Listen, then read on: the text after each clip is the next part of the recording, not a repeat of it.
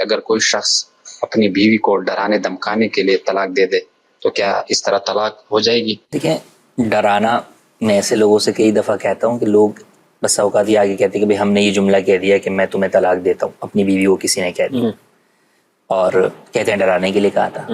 تو ان کو یہی کہتا ہوں کہ آپ بچے کو تھپڑ مار کے نہیں کہتے کہ ڈرانے کے لیے تھپڑ مارا تھا، تھپڑ تو مار ہی دیا اب آپ نے. آپ ہاتھ دور رکھ کے کہتے ہیں کہ تھپڑ مار دوں گا.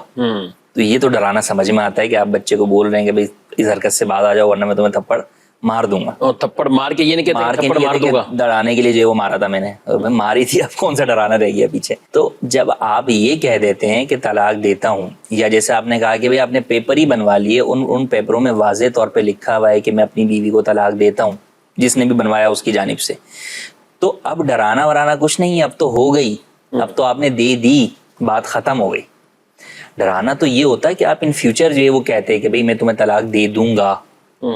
تو یہ تھا کہ بھئی ان فیوچر کے لیے جب آپ نے اس طرح کی بات کی تو وہ ہاں ڈرانے پر بات سمجھ بھی آ رہی ہے کہ آپ کہہ رہے ہیں کہ بھئی باز آ جاؤ ورنہ آئندہ دے دوں گا تمہیں. صحیح.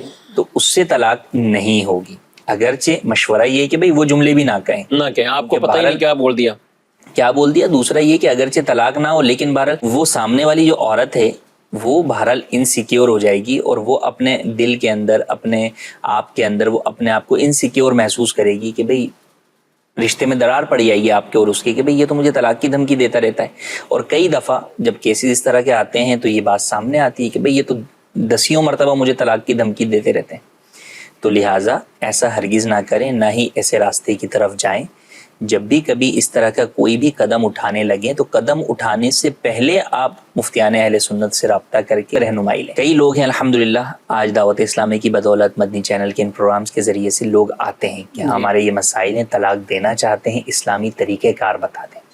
تو اس میں اولا ان کو سمجھایا بھی جاتا ہے کہ طلاق سے حتی الامکان بچیں، لیکن جہاں یہ نظر آ رہا ہوتا ہے کہ ٹھیک ہے اور کوئی آپشن نہیں ہے ان کے پاس تو ان کو طلاق کا پھر اسلامی وے بتایا جاتا ہے جس کے اندر واپسی کی صورت موجود ہوتی ہے آسان طریقوں سے.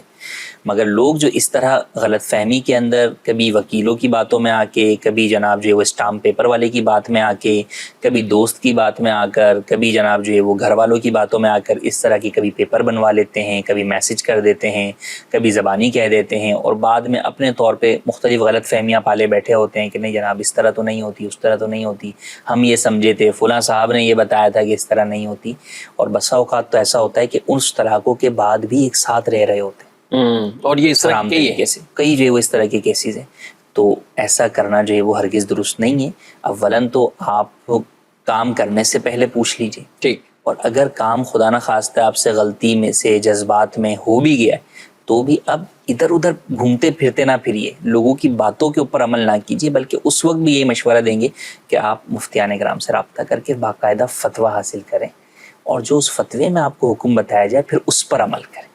لوگوں کی افواہوں پر، لوگوں کی باتوں پر عمل ہرگز نہ کریں.